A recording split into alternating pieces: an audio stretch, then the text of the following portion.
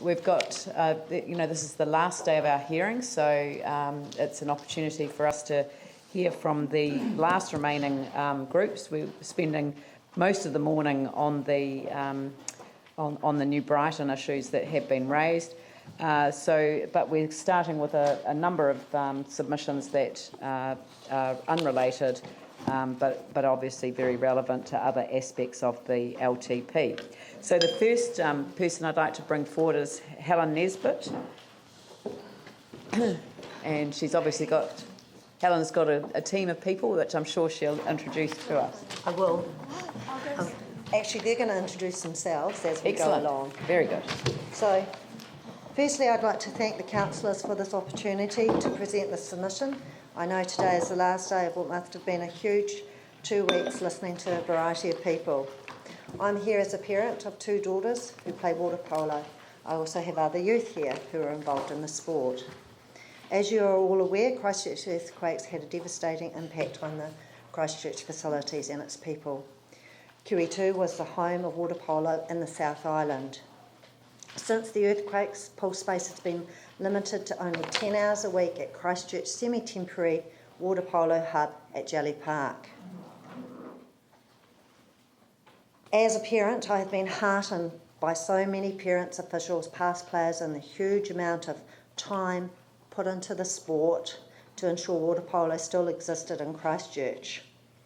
However, I am well aware people are tired, and so therefore Canterbury Water Polo didn't put in a submission.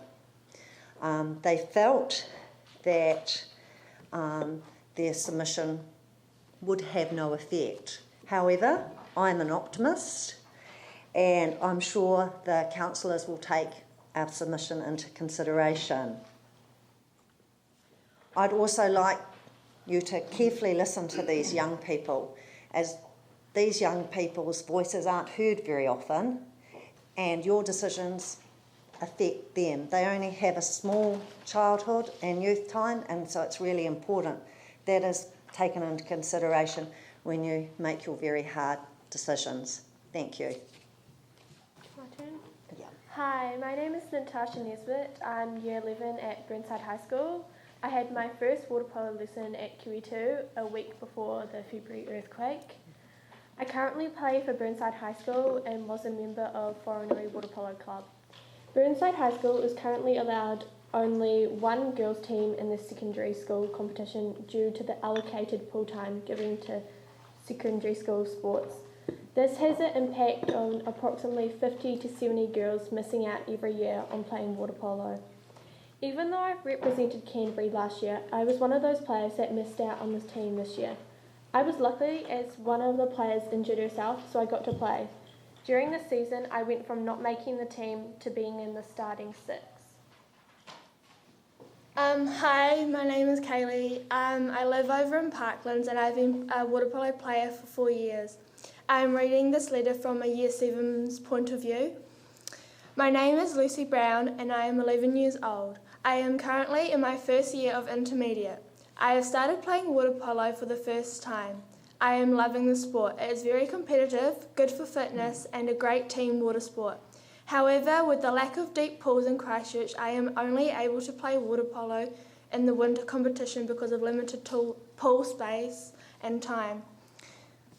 Our team could really do with some more practices, as I am sure many others would too. Currently, we only play every second Friday. As far as sports goes, it is a short season. We would really make the most of having another deep pool in Christchurch so more teams can play and practice more often and get the most out of this exciting game. Thank you, Lucy Brown. Hi, my name's Laura Hammond and I'm from Burnside High School. I've been playing water polo for about 7 years. Water polo is not only about playing the sport you love, it is about developing yourself as a player, coach and a ref. I currently run water polo for Cobham Intermediate and have about 65 kids. For me, having deep water in Canterbury would mean that my 11-year-olds would not be in the pool at 9:30 p.m. on a school night. The impacts of not having a deep water pool would be negative, as we will forever be disadvantaged when we go away on tournaments and it is impossible to fit in enough quality training to be competitive due to limited pool space. Looking to the future, the long-term plan that the Metro facility and eastern facility will be built in the earliest in 2018 and the latest at 2025. We need those facilities now. It should not take so long to build a pool. If the council couldn't build the pools earlier, then please give us more pool time, deep water pool time at Jelly Park. Thank you for listening, and do you have any questions? Yeah, I'm not familiar with the arrangements. I mean, obviously, I know that water polo was played in the diving pool at QE2 because a friend of mine was in the water polo team back in the day. So what other facilities were available before the earthquakes? Was it just at QE2, or did you also play at Jelly Park? QE2 was the South Island hub, so most South Island competitions, there were a lot of national competitions happening there as well, but they had Jelly Park as a training area as well, which was great. So they've gone back, they've lost that one deep water facility, which was not multi-use, whereas Jelly, it has lots and lots of demands on it, and so hence water polo is only given 10 hours a week. Do you think that they've only factored in the diving aspect and haven't factored in the water polo when they've looked at the assessment for the metro? I don't know. No. What I'm saying is the small numbers diving, has that impacted on the decision not to include a diving facility, which is actually also a water polo facility? Well, I think in the metro concept, there is the ability to partition off the big pool to play water polo in there. Right. It's competition with other activities.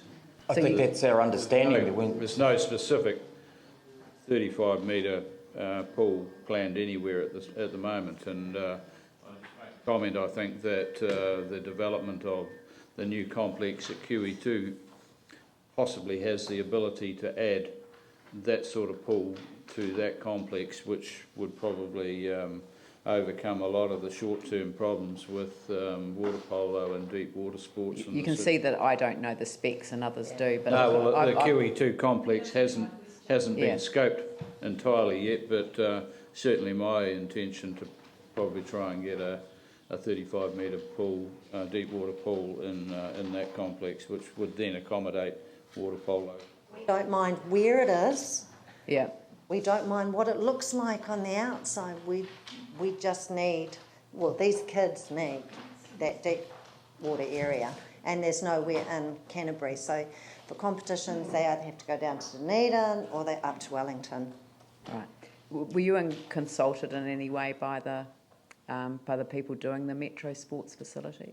I can't comment because I'm here as a parent. We haven't had the water polo. And I've got the blessing of Water Polo Canterbury, but I can't answer that yes or no because I don't know. Look, thank you very much. I'll just we'll get some advice on that. Yeah. I mean, we can't obviously make any particular commitments today, but thank you very much for your submission, and thanks. But it's great to hear young people speaking so positively about an aspect of what they do. So thank you.